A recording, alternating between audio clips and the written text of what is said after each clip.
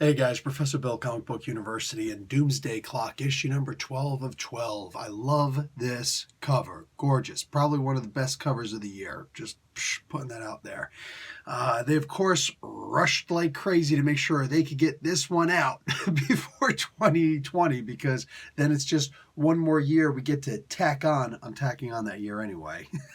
Just because. Oh man, this was freaking hysterical. I love how this book took so long to come out. Now, I said it before, saying it for probably, hopefully, the final time. This, yeah, this book was wrecked from the beginning as soon as they started with those delays and they started talking about, oh yeah, we've been doing this for about a year. It's going to be another year and a half or so before the book completely comes out. By the way, there will still be more delays to be announced. Dude, this, oh my God. I think that this book has been coming out ever since I started doing reviews practically. Geez, that is terrible. This book is about as old as my channel. How, oh man. Wow. Let's really quickly talk about who made this book. I'll give a little bit about the book itself. There's only so far I can really go into this book without just rereading all 12 of them and resurrecting the spotlight on story on them, as has been mentioned in my Facebook group. Corey, you're awesome. Okay, so Jeff Johns is the writer. Gary Frank is the illustrator.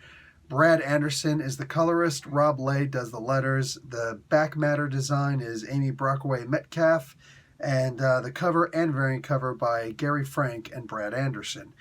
Boom. And of course, Watchmen was created by Alan Moore and Dave Gibbons. Alan Moore, of course, who doesn't want anything else to do with the property, and for good reason. Superman was created by Jerry Siegel and Joe Mother Effin Schuster. All right, so this was here, man. There were some feels with this. I know there was a bunch of people who are like, oh my God, I cried at the end. I'm a little sick. Okay, I'm still a little sick. I'm putting out one review a day, if that. All right. Yeah, this was okay. This was okay for all intents and purposes. This was Mime and Marionette. The whole purpose for them to exist was so that they can have a kid who would be kidnapped. Oh, don't worry. Dr. Manhattan promises that he's going to let you keep your daughter, who's the next kid who's coming. Aww. Is that a hint that there's actually a Harley Quinn? I mean, what exactly am I reading here, man? The whole purpose for the existence of Mime and Marionette, who it seems are actually going to be permanent characters in the DC universe now, which, solid. I look forward to them being ongoing bad guys here. Just put them somewhere other than Gotham. We've already got these characters in Gotham. Put them in freaking Midway City. All right, let's do something like that. Either way, this was, yeah. The whole purpose of their existence is so that Dr. Manhattan could kidnap their baby, and there's nothing they could do about it. You don't deserve your baby. All of a sudden, he works for a child social services. You know what I'm saying? There may be some people who enjoy the idea of child social services. As a person with some Native American blood in them and who grew up in minority communities, we know they don't take rich kids' babies, or rich people's babies. So, yeah.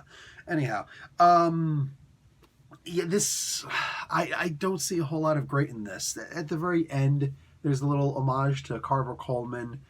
This was, to me, this was actually the real story there. Superman was really just here as a plot device, which is fine because it's almost acknowledged that's exactly what he was the whole time.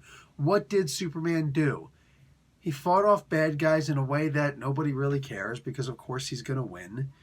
It's almost like Jeff Johns really put everyone and everything in their place, you know? Superman matters beyond him actually punching people, beyond him doing this, that, or the other thing. Superman is hope. Of course, if you believed that, he wouldn't have made Barry Allen the Blue Lantern recipient on Earth as opposed to Superman. I never understood that. I still can't back that decision. Superman is hope. Superman is change. yet Superman is change in the face of a DC universe that'll never change. It takes a certain level of brass ones in order to it kind of flies in the face, but again, it takes a certain level of bravery, all right, to admit and to acknowledge that DC Universe is never going to change. Is that a bad thing? No. Let's be honest, what fan actually wants the DC Universe to change? The furthest change they ever did was with the New 52, and that was despised overall by fans. There are literally, the best you're going to be able to find are fans who say, well, I did like the Batman run. Oh, you know, this run, that run was actually kind of cool and such a... You'll find me. I like what they did with Cyborg. You know, the Court of Owls was amazing. There were a bunch of really cool things they did here and there. But for the most part, it's pretty unilateral that we're making excuses for the New 52 more than actually praising the New 52, right? Let's just face facts. The DC fans, the comic book fans, really don't want the DC universe to change. Likewise, we don't want the Marvel universe to change. That's what the indie comics are for, or at least the non-big two, right? That's what those are really for. And I get it. Marvel's sliding time scale. Nothing will change. People who claimed, I know like the big guys on YouTube are always, well, I'm really mad that they said they were going to change. They didn't change. I question your genuine affiliation with comic books. I genuinely do. Like if I have to say one thing bad about those much bigger, much more popular than mine channels, I do not agree with those thoughts that they had back when they were talking about, oh yeah, man, Hickman made it so now we can change the entire Marvel Universe. Why would we want to reboot the Marvel Universe? We've got a sliding time scale for that. It's perfectly fine. DC does reboots, but they should be soft reboots, not, genuinely hard reboots. They should just simply make it so they could go back to issue 1s every 5 years. The problem is they started making it so it's every 2 years or so, every 2.5 years they'll go back to issue 1s, and spuriously, intermittently, which is, like, I don't think we necessarily need those kinds of marketing hypes, but hey, what the hell do I know? Oh, Wonder Woman's going back to its legacy. Who cares? Who cares that it's going back to its legacy run? Who genuinely cares? What's the purpose? You know what I'm saying? It's to try and get more people to jump on.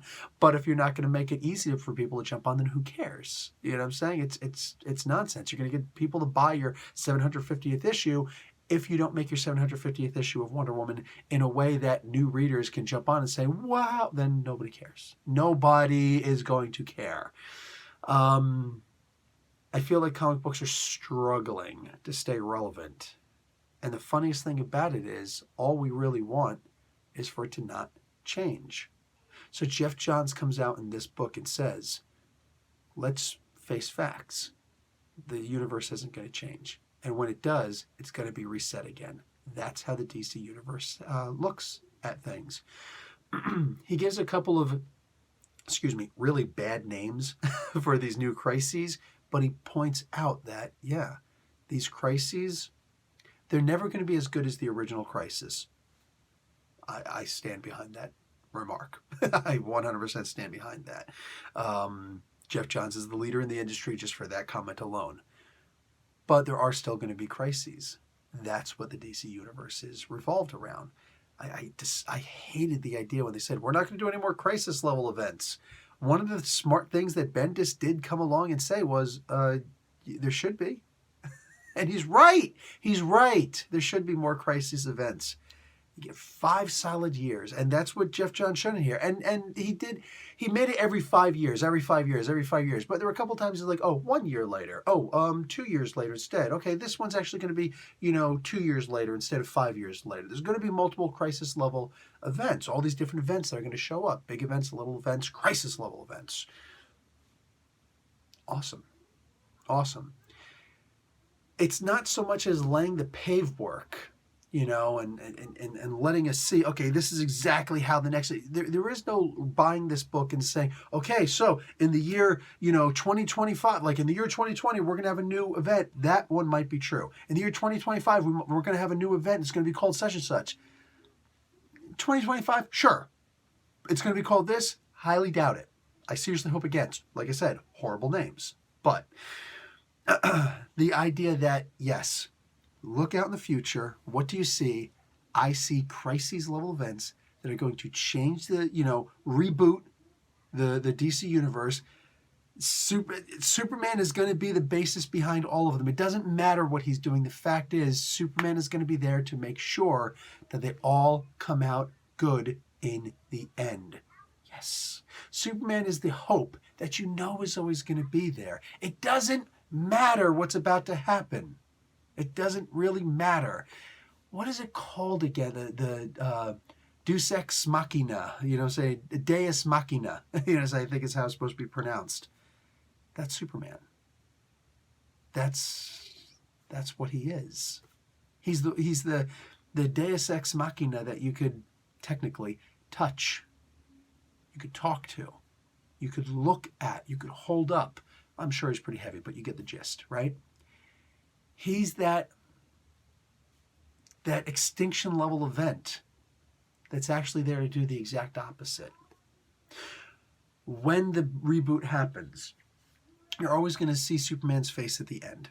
You're always going to see this, let's face it, greatest character in existence, smiling back, letting you know it's going to be okay. We'll be right back. And then we start with issue 1s, and we move on. There's a really great article by Newsarama. Not a huge fan of I pointed this out on Twitter. Somebody shared it with me. Thank you. You're awesome. A bunch of lead-in to the whole, Jeff Johns interview with this Newsarama writer. Trust me, skip past the blah, blah, blah before you get to the interview. Just go straight to the interview itself. After you read this comic book. You could do it before. Honestly, I don't think that anything's really given away. I think it's pretty basic on here.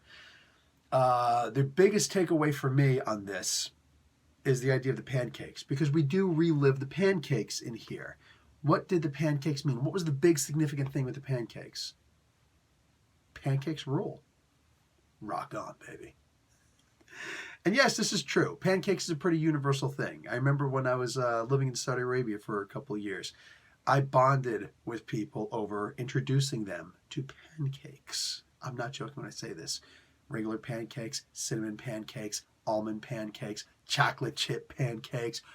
Baby! You know what I'm saying? And just like, oh my God, this is the greatest invention in the world. Yes, it is. And it's so simple. It's so simple. You know what I'm saying? Eventually, IHOP came to Jeddah, Saudi Arabia, and that was like a big thing. And yes, I get it. It really is. Pancakes and any time of the day. Oh! So, sometimes pancakes are just pancakes. I loved that comment by Jeff Johns. I do wish that it would have happened a little bit later on in the series instead. What was it, like issue 3? I think that happened. Whatever. It's still in my opinion, that's still got to be the absolute greatest cover in the history of comic book creation. I'm tongue in cheek on that one, but only partially. At the end of the day, we're rebooting. What exactly does this mean? The idea that, spoiler coming up. Hi, big spoiler for the end of the comic book coming up. You had your chance to click away. That Clark shows up at the end, but with Dr. Manhattan thing on his head. That was a little weird. What does that mean? You can look at the Newsarama interview for a little hint on what that is. Basically, it's the idea that no matter what happens, boom, Clark is always going to be there. Dr. Manhattan pointed out, almost viscerally, the difference between Superman and me is that Superman had his parents there. I don't want to spoil a whole lot for Rise of Skywalker, the latest, part 9 of the episodic movies from Star Wars. There just a really quick part in there that there was a part where Luke caught the lightsaber. If you remember, in part 7, at the very end of the movie, Rey was handing his lightsaber, Anakin's lightsaber, his father's lightsaber, back to him. Very disappointed I didn't get to see the green one. That was always my favorite. What do I know? He's handing him back that lightsaber. Like, You're going to be the one who guides us through the whole thing. It was a really powerful moment. Then, Rian Johnson comes along and he just, like the very first, actually looking at that, and he's holding the lightsaber, he's looking at it, he just tosses it, I think it was with his left hand, he just tosses it over his shoulder.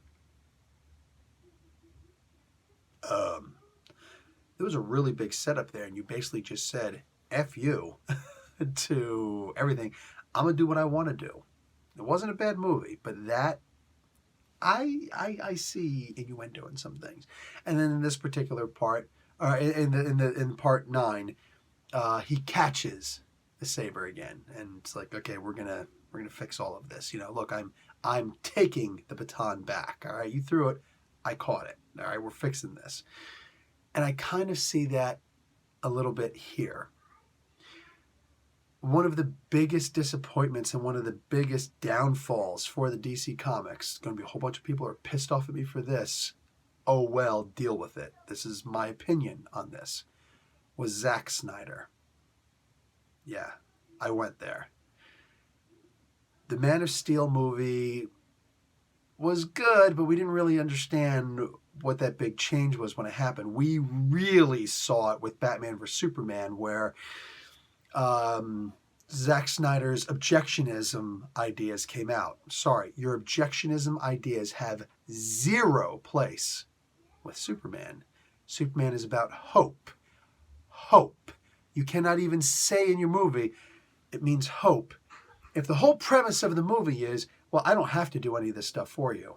No, that's not really what we want. That's not what we want in our superhero movies. We don't want your objectionism here. Keep that with a Rorschach character. Keep that with a, which is perfect for this. Keep that with the Mr. A. Keep that with the Question. Keep that with all of the Ditko-esque created characters. You do not get to do that with Superman. And if you do, the fans overwhelmingly will rebel. I'm sorry, Snyder Cut fans.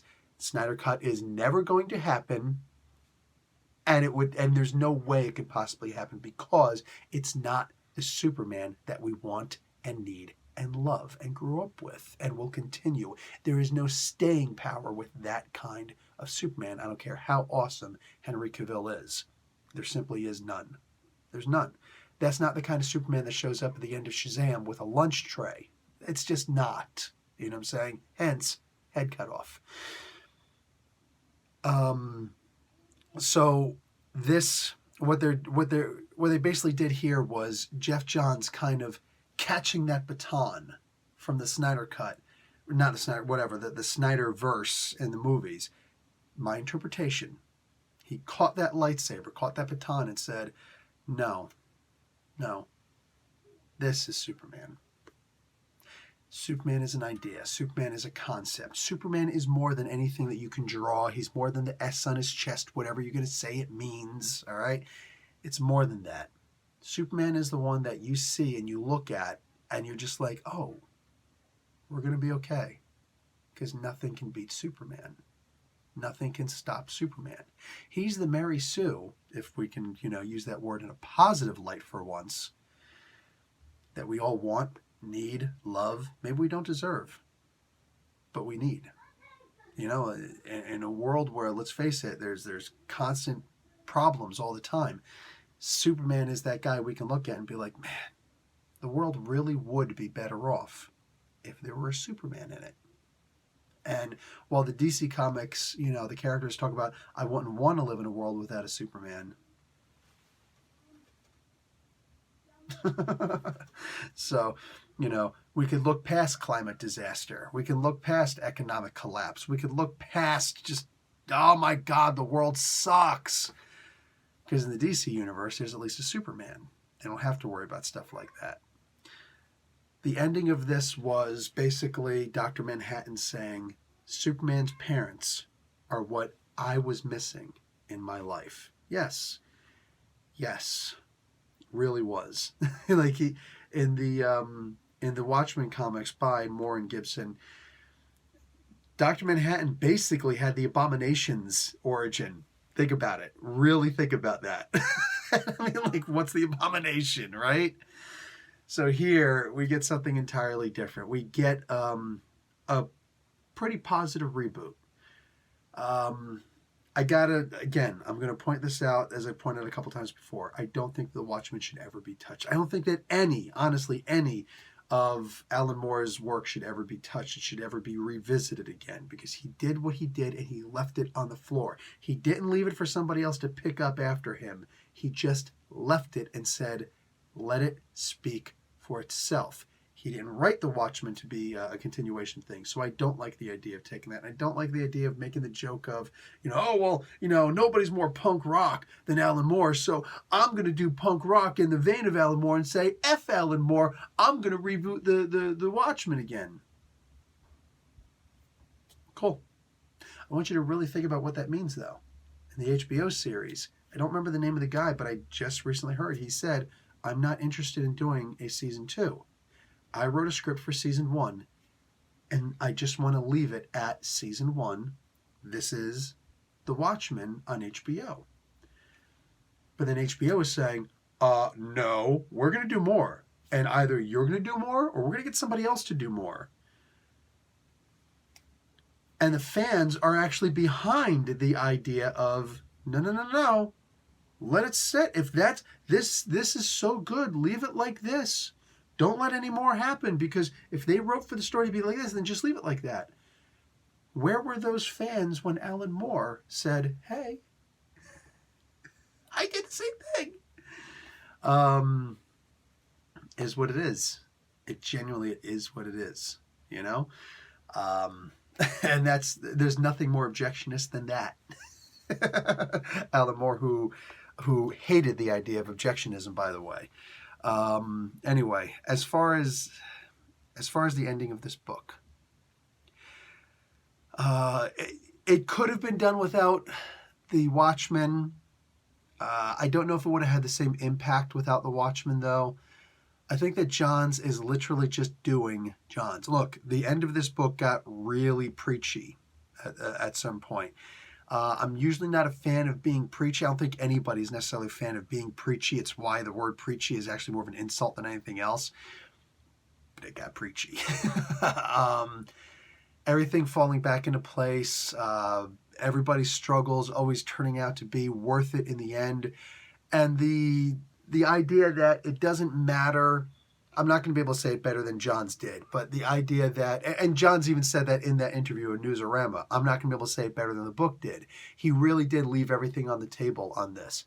The idea that it's not about winning or losing in the end. It's not, in the end, it's about what did you do? How did you do these things? And it was a really good moment in here. It was the one thing that kind of shone through where it's like, yes, this is preachy, but it's not in the slightest bit wrong, How did you live your life at the end? Because you can't take any of it with you. Yeah, I loved that. It was a good moment. If this is the final, and it's not going to be the final thing that Johns does, what do you call it? But if this were the final thing that Jeff Johns did, I would actually be upset. It's not that groundbreaking, revolutionary, holy crap thing, The events that we saw in this world, in this universe, which, yes, I do believe is, for the most part, completely different from the standard DC universe. It's got to be. Unless we do wind up seeing... even if we did see Mime and Marionette in the standard DC universe from, this point on, it's not really going to matter. If we see them in the next reboot, that just goes to show it wasn't in this universe. It was something different, and they get thrown over, much like so many of the other characters that have shown up. Wildstorm universe, being just one of them. John Constantine being another, right? It's like that wasn't in this universe. It's in the next universe where universes, collided, so to speak. That's the way I'm looking at this. So, no, in my interpretation, this was not in the standard DC universe. It simply wasn't.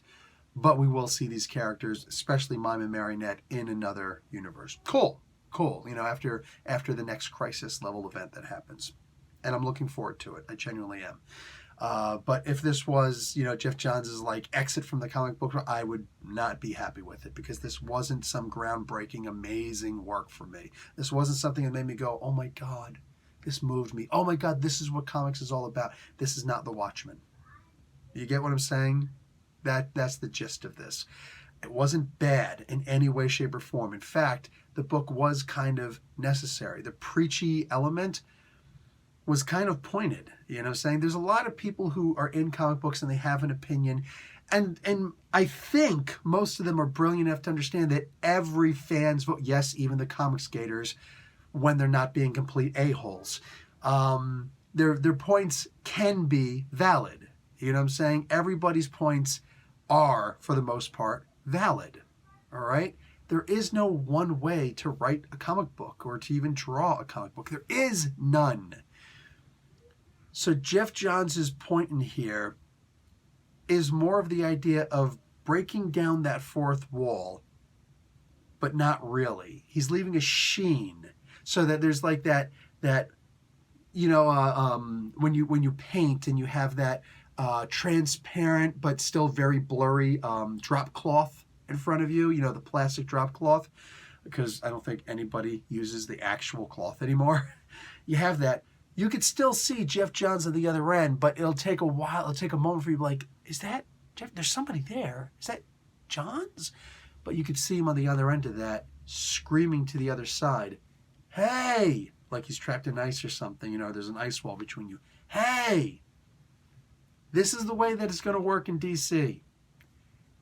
And the easier... It'll be easier for you to just accept that this is the way that things are going to be. The status quo is never going to change. But here you go. There are people who say that, oh, you can't expect every issue to have character development. No, you can't. But sometimes people don't exactly understand the language that should be used here. Sometimes it's not about character development. Sometimes it's plot progression. You know, sometimes it's world building. You know, there's so many different aspects of writing that comic books can do that no other medium can, including episodic TV series, because nothing comes out more rapidly than comic books. A TV series that comes out, oh, every week there's a new issue, you know, a new episode. Cute. And that's the first season. And then the second season and the third season. You don't do that with comic books. Every month, sometimes every other, sometimes twice a month, sometimes every week, there's a new comic book coming out. But more importantly, there's a whole bunch of comic books that are all related to each other under different titles with different characters and different teams, and they all mesh and work with each other. It's a big deal. This is not something to be taken lightly. Nothing is more rapid fire in the entertainment industry than comic books. So in many regards, there's so much you could do with that. So a writer says, well, you can't expect such... Yes, actually we can. And you're obviously not the writer to get that done. Is that an insult? No, it's a wake-up call for you. Well, at the same time, much like this book was, it's a wake-up call for not just the fans. I think this book is more of a wake-up call for the writers also, for everybody, for creative, for editors, for publisher, for everybody. That this is the pattern. This is the way that DC Comics works. If you don't like that, maybe you're not going to like DC Comics. I'm cool with this. I'm extremely cool with this. So it's not groundbreaking, but it is the message that we all do need. All of us, every single one of us. Even me, when I'm just, I don't like the way this is right now. Yeah. It is what it is. All right, guys, that's pretty much it. That's the most analysis I'm going to get out of this in my current state. So if I ever do go back and read all 12 issues, yeah, I'll have a conversation about it. Is that likely to happen? Probably not in 2020, but we'll see. Anyway, guys, Professor Bill, Comic Book University. Class dismissed.